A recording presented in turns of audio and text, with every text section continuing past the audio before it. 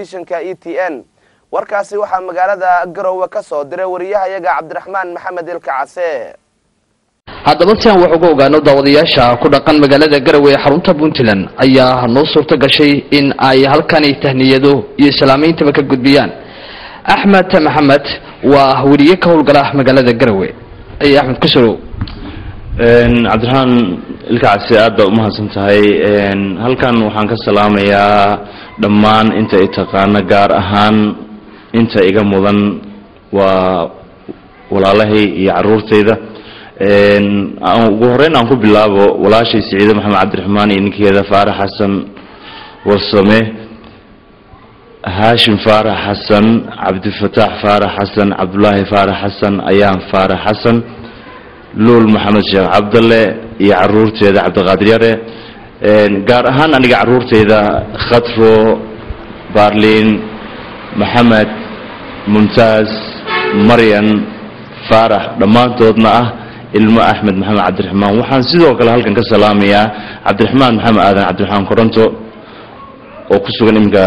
magaalada London sidoo kale waxaan halkan ka salaamayaa Cabdiqaadir Maxamed Cabdiraxmaan oo walaalkay oo jooga Canada sidoo kale waxaan halkan ka salaamayaa saaxiibkayga qaali ah Maxamed Cabdi Biixi oo ku sugan isna dalka Canada sidoo kale waxaan halkan ka salaamayaa Mahad Cabdullaahi Ilkacase oo isna sidoo kale ku sugan Holland magaalada Rotterdam sidoo kale waxaan halkan ka salaamayaa dhammaan dadka ku nool magaalada Xutur gaar ahaan gobolka Boqol khaasatan halkaas ay ku sugan yihiin dad badan oo aan classmate ahayn oo ay kamid tahay Aamina Cabdiraxmaan Jaamac Arab khaasatan waxaan u tahniyeenayaa sanad guurada ka soo wareegtay aasaaska telefishinka caalamiga ee ETN oo ah telefishin laga leeyahay gobolada Puntland oo ah telefishinka ugu horeeyay oo international noqdo hawada gala oo laga leeyahay Puntland oo ah runtii wax lagu faani karo oo aan ugu hambalyeynayno loogana baahan yahay warbaahinada kale in telefishinada kale oo caalamiga oo Puntland laga leeyahay in sidaas si lamid ah ay u galaan hawada waxaan si gaar ah u salaamayaa dhammaan dadka Soomaaliyeed khaasatan dadka ku nool gobolada Puntland dal iyo dibad waxaan u rajeynayaa sanadeeda xigta khayr iyo barwaaqo iyo baraare gaar ahaan ummadda Soomaaliyeedna waxaan u rajeynayaa dawlad wanaagsan in Ilaahay uu u dhaliyo oo uu ka saaro dhibaatada haatan wadanka uu ku jiro 15 Agosto waa xilliga loo aqoonsaday in la aasaasay TV-ga caalamiga ETN TV waa sanad guuradii afraad si aan dadweynaha daawadayaasha ee ku sugan magaalada Garowe xarunta Puntland ay halkan uga gudbiyaan salaamo eeladooda iyo qarabadooda ayaanu mikrofoonka la dhaxgalnay adoo magacaaga ku bilaabaya bismillaahir rahmaanir rahiim assalaamu alaykum wa rahmatullaahi wa barakaatuh magacu Cabdullaahi Cawad Muuse naanays abwaan Cawad Gale waxaan salaamayaa dhammaan ummadda Soomaaliyeed gaar ahaan reer Puntland gaar ahaan xarunta magaalada madaxda dowladda Puntland ee Garowe ummadda ku nool dhammaan ahalkayga asxaabtayda aswaajkayga iyo awlaadayda iyo aqrabkayga waxaan kaloo inta ku darayaa dhibaatooyinka colaadeed iyo nabadgelyo darro ee ummadda Soomaaliyeed kuna raagay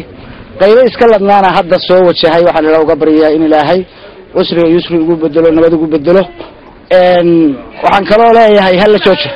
hal joojo dagaalka